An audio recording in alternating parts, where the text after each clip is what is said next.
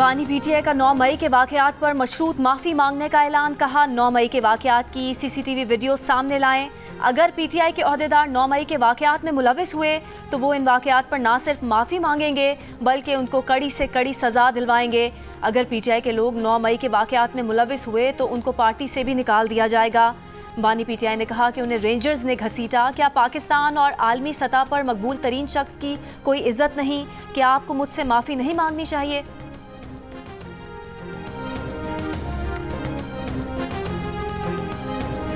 Senator Irfan Siddiqui ने कहा कि बानी पीटीआई का बयान मायूसी, फ्रस्ट्रेशन और दरवाजे बंद होने का इजहार है। सवाल किया कि इदारे बानी पीटीआई से किस बात पर माफ़ी मांगे। सेनेटर तलाल चौधरी बोले, बानी पीटीआई 9 मई पर गैर मशरूत माफ़ी मांगे। एतराफ़ जुर्म करने वाला अब तक सबूत मांग रहा है।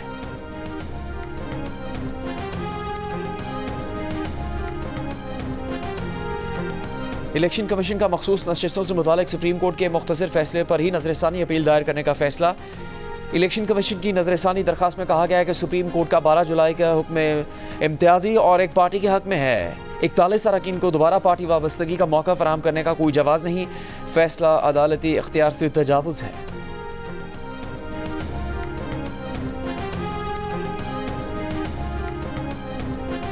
पीटीआई ने इलेक्शन एक्ट तरमीमी बिल सुप्रीम कोर्ट में चैलेंज कर दिया। बैरिस्टर गौहर की दरखास्त में इलेक्शन एक्ट तरमीमी बिल को कल अदम करार देने की इस्तदा की गई है।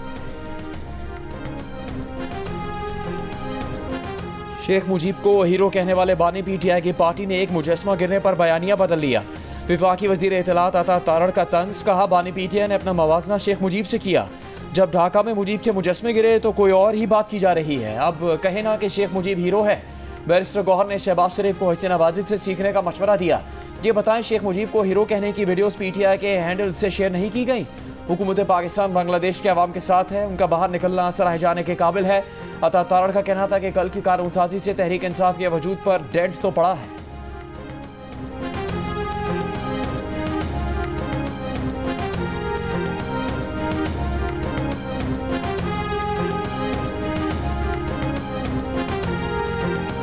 अमरीकी सियासतदान या सरकारी अफसरान के कत्ल की मुबैना साजिश के इल्ज़ाम में अमरीका में पाकिस्तानी शहरी आसिफ मर्चेंट पर फर्द जुर्म आयद।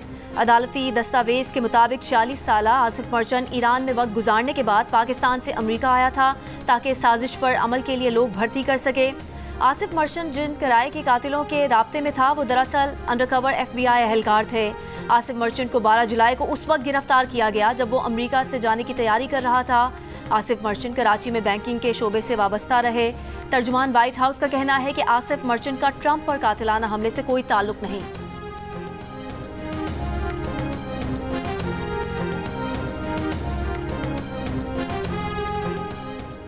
अमरीका में आसिफ मर्चेंट की गिरफ्तारी पर तर्जुमान दफ्तर खारजा मुमताज़ ज़ारा बलोच ने कहा है कि मीडिया रिपोर्ट्स देखी हैं, अमरीकी हुकाम के साथ राबते में हैं, मज़ीद तफसीलात का इंतजार कर रहे हैं। अमरीकी अहदेदारों ने कहा कि मामले की तहकीकात जारी है। बाज़ाबता रद्द-ए-अमल देने से पहले आसिफ मर्चेंट के माजी से मुतालिक मालूमात की तौसीक चाहते हैं।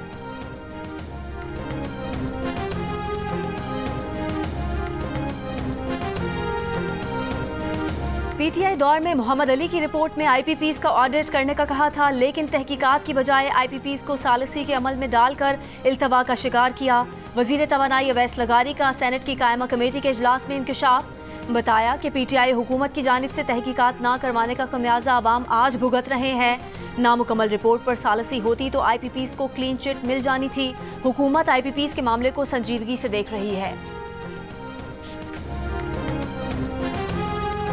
साबिक वज़ीर आज़म शाहिद खाकान अब्बासी ने IPP से मुआहदों में करप्शन का इम्कान मुस्तरद कर दिया। IPP पर तनकीद करने वालों को हक़ाइक़ से लाइल्म करार देते हुए कहा कि IPPs हुकूमत की दावत पर लगे हैं, करप्शन की गुंजाइश ही नहीं थी। मुआहदे हुकूमत ने खुद मुज़ाकरात के बगैर बनाए, हुकूमत ने ही नर्ख मुकर्रर किया जिसकी बुनियाद पर सरमाकारी हुई। आज IPPs में सरमाकारी करने वालों को चोर कहेंगे तो कल यहाँ कौन सरमाकारी करेगा? बेबुनियाद इल्ज़ामात लगेंगे तो IPPs पर नैब केसेस बनेंगे और फिर यहाँ कोई सरमाकारी नहीं करेगा। मुल्क से दुश्मनी ना करें, किसी की ज़ाती दुश्मनी है तो अलहदा तय करें। पावर निज़ाम के हक़ाइक़ को समझे बगैर बात ना करें।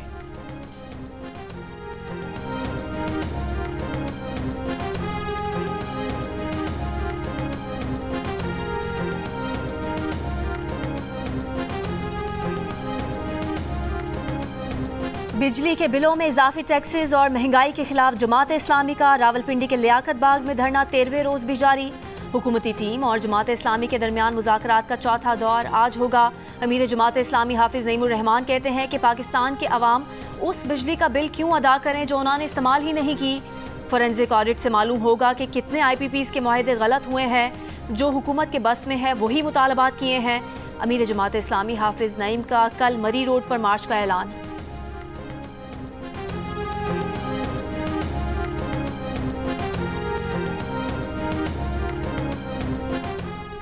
आलूदगी से पाक सरसब्ज पाकिस्तान के लिए सबको मिलकर काम करना होगा। दरख्त लगाने से मौसमी तब्दीली के तबाहकुन असरात काबू पाने में मदद मिलेगी। वज़ीर आज़म शहबाज शरीफ का शजरकारी मुहिम का आगाज़। सूबाई और वफाकी महकमों को 10 करोड़ से ज़्यादा दरख्त लगाने की हिदायत। कहा, मौसमियाती तब्दीली के बायस 2022 में तबाहकुन सैलाब का सामना करना पड़ा। उम्मीद है सूबाई हुकूमतें और वफाक शजरकारी मुहिम में अदा करेंगी।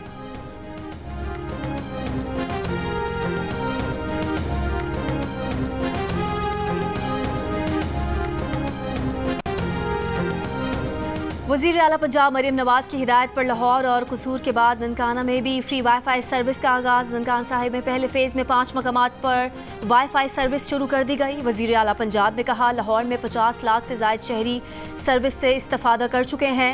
सर्विस बहुत जल्द रावलपिंडी, फैसलाबाद, गुजरांवाला में दस्तयाब होगी। साल के आखिर तक 18 शहरों में सेफ सिटी अथॉरिटी कायम कर दी जाएगी।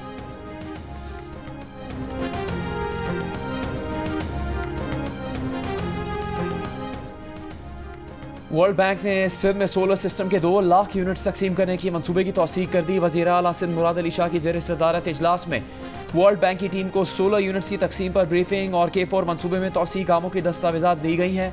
वज़ीर आला सिंध ने बताया कि सूबे में वर्ल्ड बैंक के 3 अरब 40 करोड़ डॉलर के 14 मंसूबे जारी हैं।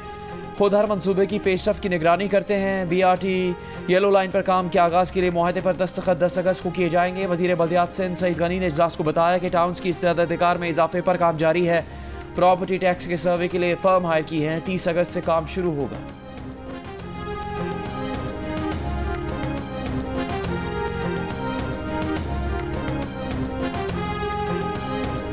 IMF के एग्जीक्यूटिव बोर्ड इजलास से 7 अरब डॉलर कर्ज प्रोग्राम की मंजूरी के लिए पेशरफ। वजीर खजाना मोहम्मद औरंगजेब ने कहा कि चीन, सऊदी अरब और UAE से कर्ज की मुद्दत में तौसी की यकीन दहानियाँ हासिल कर ली हैं।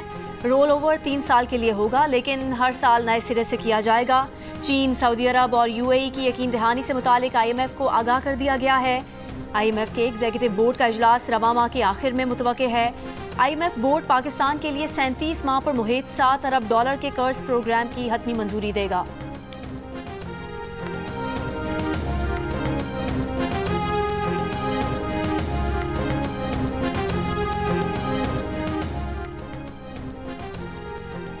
पेरिस ओलंपिक्स में अरशद नदीम ने पाकिस्तान के लिए मेडल की उम्मीदें रोशन कर दी। जेवलिन थ्रो के क्वालिफाइंग राउंड की पहली बारी में ही 86.59 मीटर दूर थ्रो करके फाइनल राउंड के लिए क्वालिफाई किया। जेवलिन थ्रो इवेंट के टॉप 5 में भारत के नीरज चोपड़ा, ग्रेनेडा के एंडरसन पेट्रस, जर्मनी के जोलियान वेबर और केनिया के जोलिस चेको भी शामिल। इवेंट का फाइनल राउंड जुमेरात को पाकिस्तानी वक्त के मुताबिक रात 11:30 बजे शुरू होगा। पेरिस ओलंपिक्स की 50 kg क्लास के फाइनल के लिए क्वालिफाई करने वाली भारतीय रेसलर विनेश फोगाट ओवरवेट होने की वजह से नाअहल करार दे दी गई। विनेश का वजन 100 ग्राम ज़्यादा था, इसलिए वो गोल्ड मेडल राउंड में शिरकत नहीं कर सकेंगी। विनेश ने गुज़िश्ता रोज़ दिफाई चैंपियन जापान की यूई सोसाकी को शिकस्त दी थी।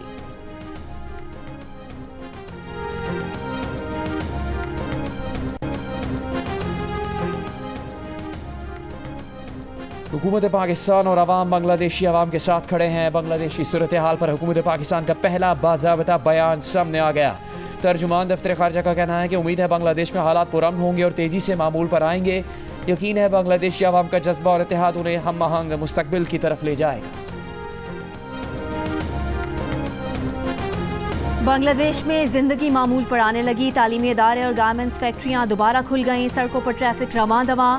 गुज़िश्ता रोज़ पार्लियामेंट की तहलील के बाद डॉक्टर मोहम्मद यूनुस की सरबराही में बांग्लादेश की अबूरी हुकूमत के अरकान को आज हतमी शक्ल दिए जाने का इम्कान। अबूरी हुकूमत का चार्ज संभालने के फ़ौरन बाद इंतखाबात मुतवक्के। डॉक्टर मोहम्मद यूनुस पेरिस से ढाका रवाना। एक बयान में डॉक्टर यूनुस ने तलबा के एहतजाज को सराहा, कहा पुरअमन रहें, तशद्दुद से सारी मेहनत ज़ाया हो जाएगी। उन्होंने कहा कि बांग्लादेश के गलत लोगों के साथ भारत के अच्छे ताल्लुकात हैं। बराहे करम भारत अपनी खारजा पॉलिसी पर नज़रसानी करे। ढाका में सेंट्रल बैंक के मुलाजमीन के एहतजाज के बाद 4 डिप्टी गवर्नर्स मुस्ताफ़ी। बदउनवानी के इल्ज़ाम पर बैंक के गवर्नर से भी इस्तीफे का मुतालबा। अपोजिशन रहनुमा खालिदा ज़िया की रिहाई के बाद ढाका में बांग्लादेश नेशनलिस्ट पार्टी की रैली में अवाम की शिरकत। तलबा मुजाहिरीन ने सड़कों की सफाइयाँ भी शुरू कर दी।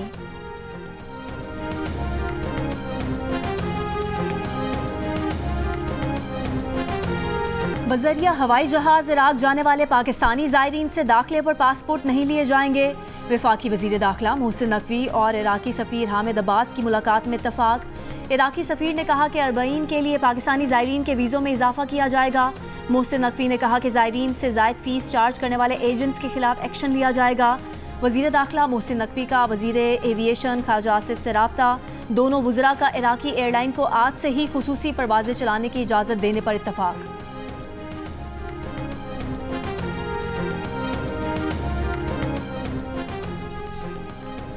चीनी वफ्द की गवादर पोर्ट अथॉरिटी के हुकाम से गवादर में मुलाकात। सीपैक फ़ेज़ 2 के मनसूबों, न्यू गवादर एयरपोर्ट, पाक चीन फ्रेंडशिप अस्पताल और दीगर मनसूबों में पेशरफ्त पर बातचीत। 26 रुकनी चीनी वफ्द को सरमाकारी और दीगर अमूर पर ब्रीफिंग दी गई। वफ्द ने चीनी शहरियों के लिए हिफाजती इक़दाम पर इत्मीनान का इजहार किया। वज़ीर दाखिला सिंध ने कहा कि चीनी वफ्द का दौरा चैलेंजेस से निपटने के लिए पाकिस्तान की सलाहियत बढ़ाने में किरदार अदा करेगा।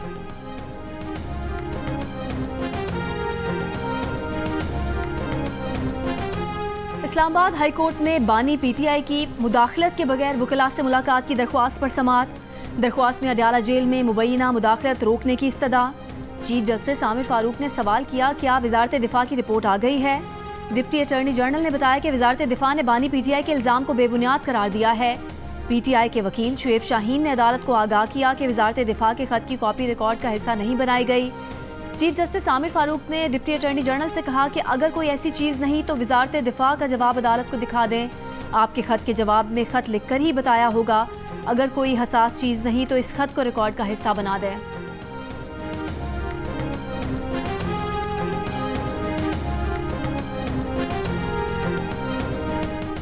वफाकी हुकूमत ने राशिद महमूद लंगड़ियाल को चेयरमैन FBR मुकर्रर कर दिया। ग्रेड 21 के राशिद महमूद लंगड़ियाल इस वक्त सेक्रेटरी पावर डिवीजन है।